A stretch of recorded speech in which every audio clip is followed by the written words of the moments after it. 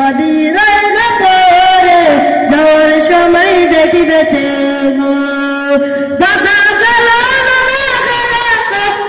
না ফিরে সবার যাইতে হবে গো ভাইজান অন্ধকার কবরে সবার যাইতে হবে গো